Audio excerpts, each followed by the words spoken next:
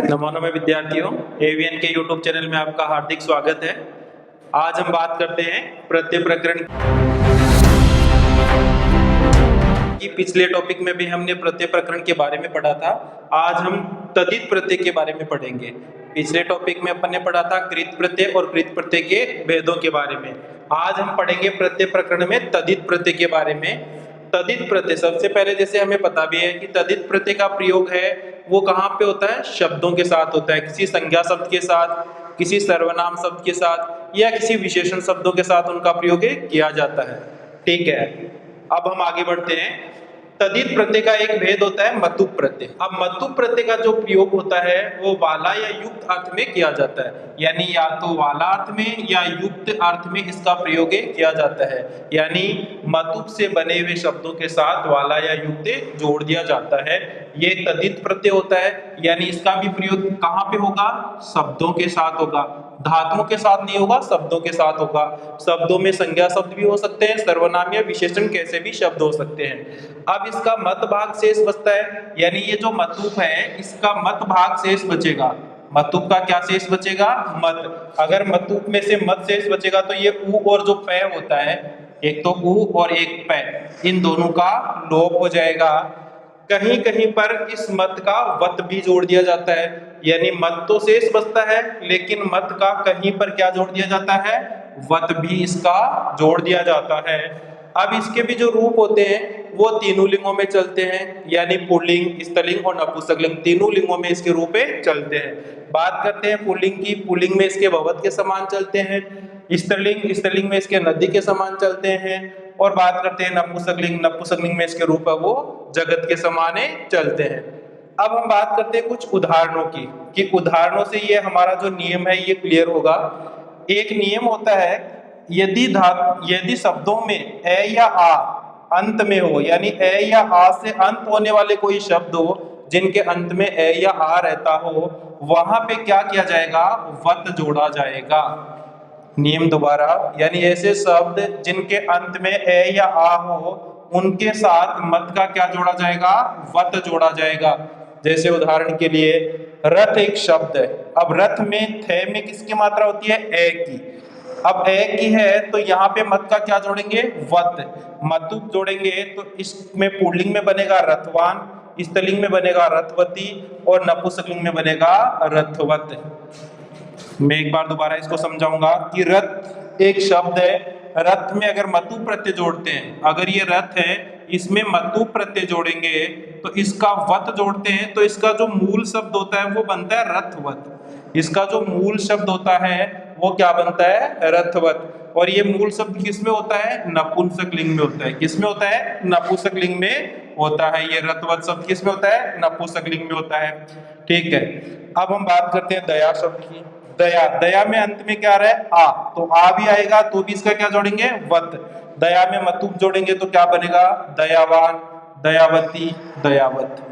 अब अगला है गुण। गुण में भी ए है तो मतुप जोड़ेंगे तो क्या होगा? गुणवान, गुणवती, गुणवत। बात करते हैं बल शब्द।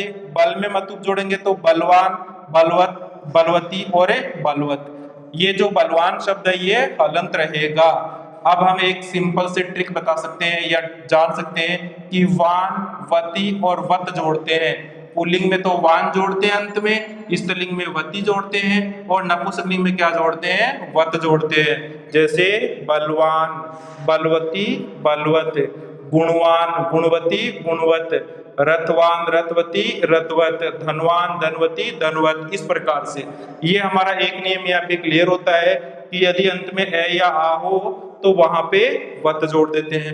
अब हम इसके दूसरे नियम की चर्चा करते हैं। मतु प्रत्यय का ही एक दूसरा नियम है कि यदि ए या आ से भिन्न, यदि अंत में ए या आ से भिन्न शब्द हो तो उनमें क्या होगा? मतुप का मत भाग जोड़ा जाता है, यानी उनमें मत लगता है, वत नहीं जोड़ा जाता है। नियम है ए या आ से भिन्न अगर कोई भी शब्द हो अंत में तो वहां पे मतुप का जो मत भाग शेष बचता है वही जोड़ा जाता है, यहाँ पे वत नहीं जोड़ा जाएगा।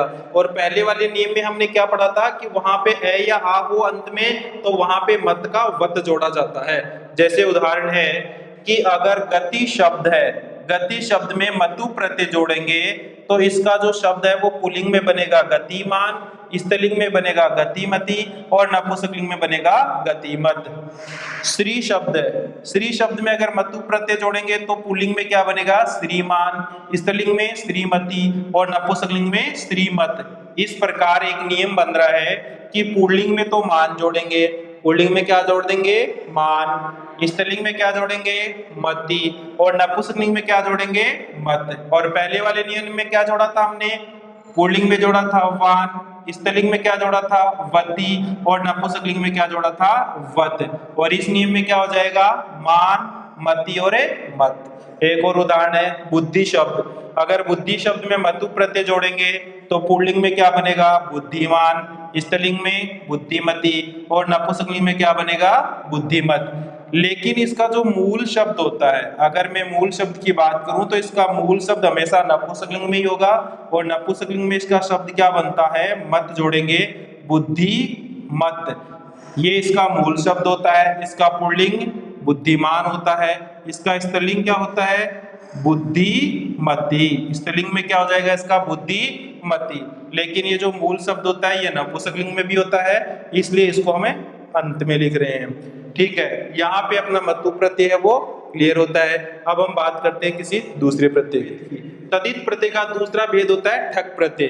तदित प्रत्यय का दूसरा एक प्रत्यय होता है जिसका नाम होता है ठक प्रत्यय। चूंकि ये भी तदित प्रत्यय है तो इसका भी प्रयोग कहाँ पे होगा शब्दों के साथ में किया जाएगा। अब इसका जो अर्थ है जानकार अर्थ में या फिर करने वाले अर्थ में या संबंधी अर्थ में इसका प्रयोग किया जाता है। अर्थात ठक प्रत्यय का प्रयोग या तो जानकार शब्द जानकार अर्थ में या करने वाला अर्थ में या संबंधी अर्थ में इसका प्रयोग किया जाता है। ठक प्रत्यय का ठे भाग शेष बचता है, यानी ये जो अपने पास ठक प्रत्यय है इसमें ये जो हलंत का है इसका लोप हो जाएगा और ठे इसका शेष बचेगा। अब ठे से क्या बन जाएगा इक बन जाएगा।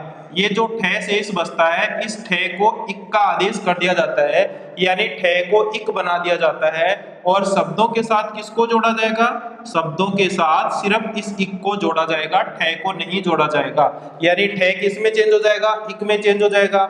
इक में चेंज होने के कारण शब्दों में सिर्फ इक को जोड़ा जाता है।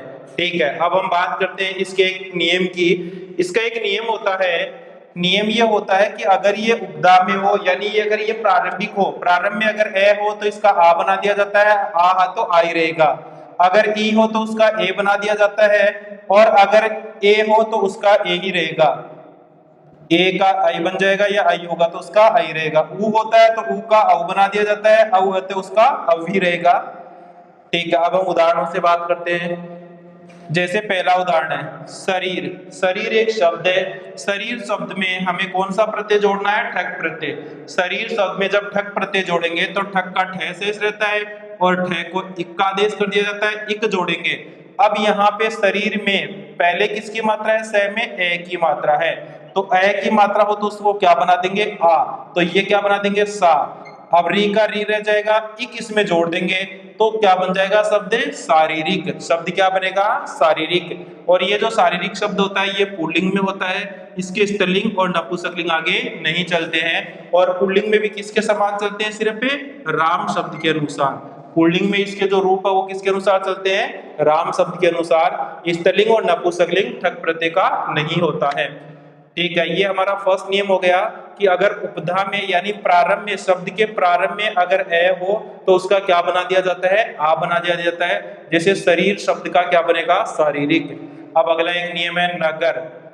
नगर एक शब्द है, नगर शब्द में जब हम ठक प्रत्यय जोड़ेंगे तो ए का क्या बन जाएगा आ और शब्द क्या बनेगा नागरिक। शब्द क्या बनेगा नागरिक। अगर ये पूछा जाए एग्जाम में कि नागरिक में मूल शब्द कौन सा है तो नागरिक में नागर मूल शब्द नहीं है, मूल शब्द कौन सा है नगर है।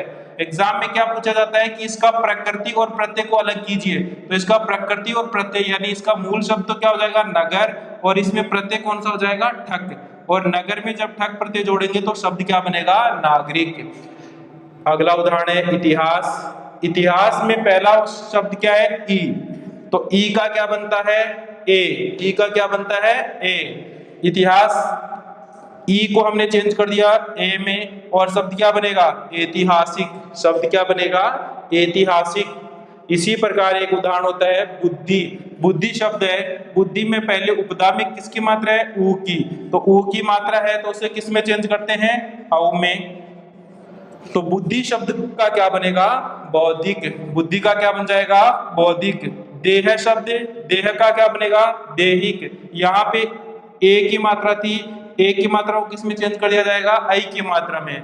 देह का क्या बनेगा? देहिक। इस प्रकार ये हमारा जो नियम है कि उपधा में ए का आ, ई का ऐ और ऊ का औ बनता है, ये क्लियर होता है। यहाँ पर हमारा जो ठक प्रत्यय है वो पूरा होता है। उम्मीद करता हूँ आप लोगों को ये वीडियो अच्छा लगा। अगर वीडियो अच्छा लगता है तो लाइक शेयर सब्सक्राइब जरूर करें। धन्यवाद।